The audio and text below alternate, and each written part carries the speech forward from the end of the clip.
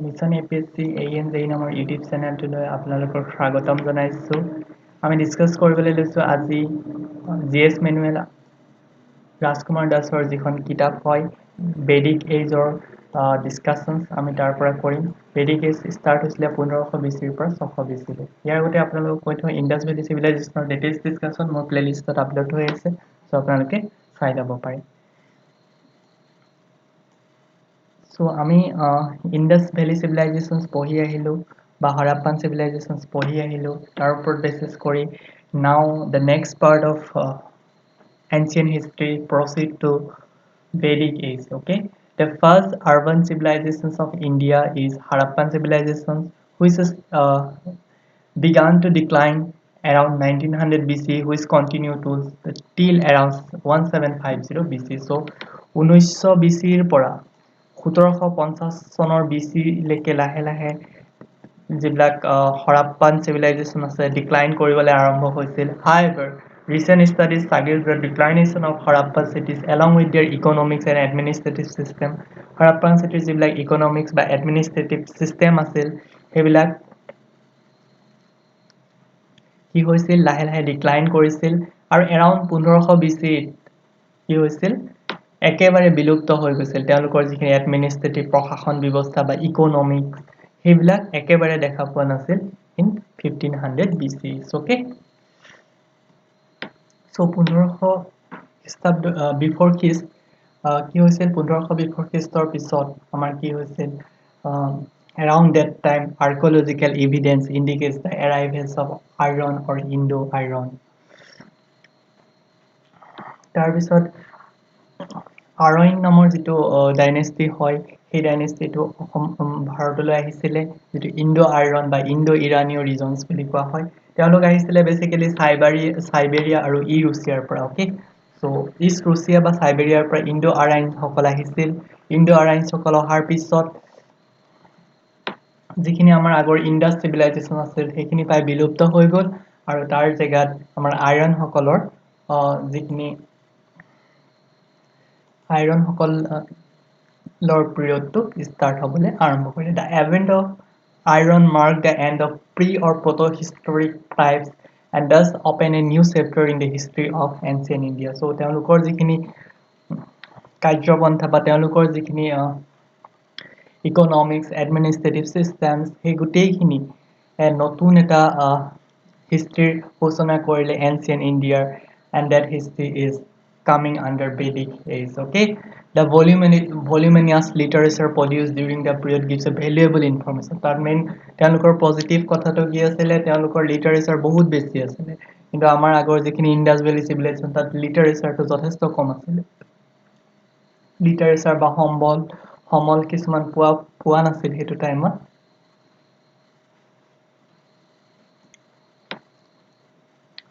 চ' সেইকাৰণে আমি যিখিনি আইৰণ ডাইনেষ্টি হয় সিহঁতৰ geographical extents time line polity society economy and religions of irons সেই গোটেইখিনি আমি ডিটেইলছ ইনফৰমেশ্যন পাই গ'লোঁ বিকজ অফ দেয়াৰ ভলিউমিনিয়াছ মানে যথেষ্ট সংখ্যক লিটাৰেচাৰ থকাৰ কাৰণে which are call as Vedic literature were written by Indo Aryans and therefore the periods of history of ancient India. সেইকাৰণে সেই পিৰিয়ডবিলাকক ভেদিক পিৰিয়ড বুলি কোৱা হয়, কাৰণ তেওঁলোকে যিবিলাক লিটাৰেচাৰ লিখিছিল সেই লিটাৰেচাৰবোৰ ভেদিক আছিলে।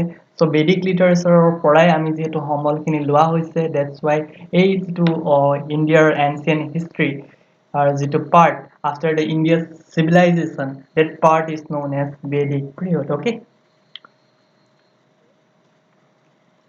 চ' ইয়াতে টাইম আৰু জিঅ'গ্ৰাফিকেল এক্সটেন্সখিনি আছে। So' geographical extents basically time is important. আমাৰ ইণ্ডাছ ভেলী চিভিলাইজেশ্যন এণ্ডিং হৈছিলে কিমানত? It is ending around 1500 BC। তাৰপিছতে আৰম্ভ হৈছিলে আপোনাৰ Vedic period. It is start from 1500 BC to 600 BC and it is divided into two periods. So এইটো আকৌ হিষ্ট্ৰীক আকৌ দুটা পাৰ্টত ডিভাইড কৰা হৈছে Vedic হিষ্ট্ৰীক। One is early Vedic history and or এই early Vedic history কে আমি ঋগবেদ ভেদিক পিৰিয়ড বুলি কওঁ, কাৰণ বেদাৰ ওপৰত বেচিছ কৰি সেইটো ভেদিক পিৰিয়ড ষ্টাৰ্ট হৈছিল। So' it is start from 1500 to 1000 BCA and later যিটো ভেদিক পিৰিয়ড হয় it is start from 100 BCE to 600 BCE. Okay,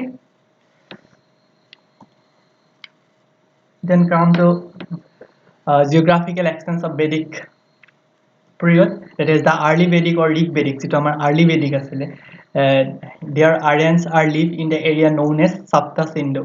So তেওঁলোকে লিভ কৰা যিটো এৰিয়া হয় সেই এৰিয়াটোৰ নাম হৈছে সপ্ত সিন্ধু, য'ত যাক লেণ্ড অফ ছেভেন ৰিভাৰ্ছ কয়। সপ্ত সিন্ধু নামটো ক'ৰ পৰা আহিলে?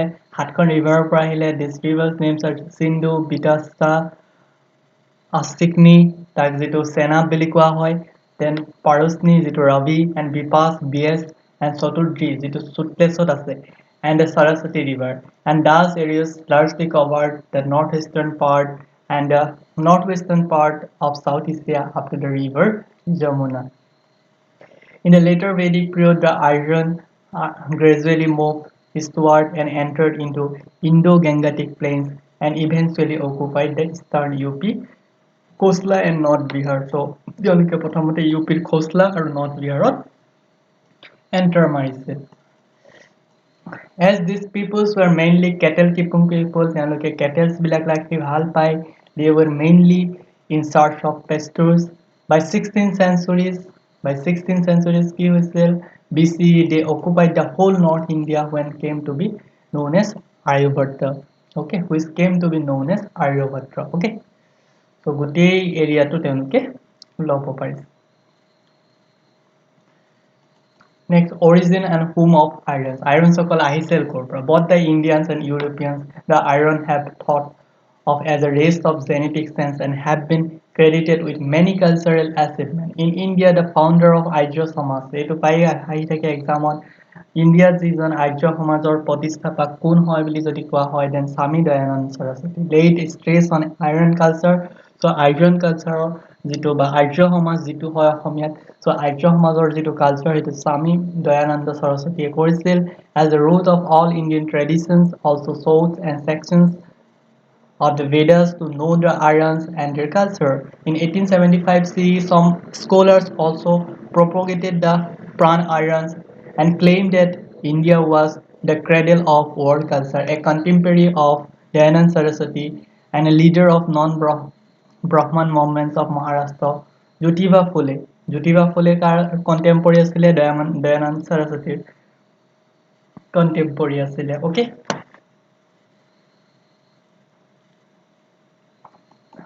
founder of Satya Sadak Samaj in 1873. So Satya Sadak Samaj তেখেতে founder কৰিছিলে and exploit the theory of radial manner. He regarded Aryan as an alien who subjected the indigenous populations and described in the Brahmanical texts as dasas and sutras as a relation of interiors of the land. In Europe, the Aryans concept played a significant role since the 19th century with the Romantic revivals in literature and racist idea.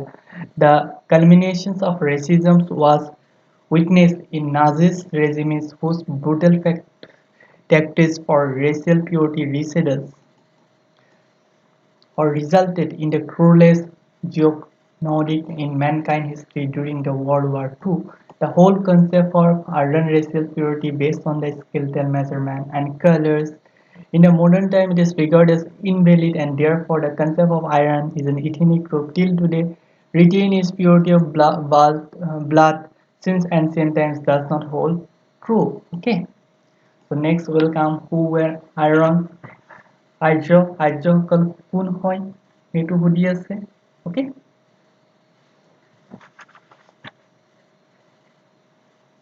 the main drawbacks of Arya society that তেওঁলোকে caste system কিছুমান use কৰিছিল।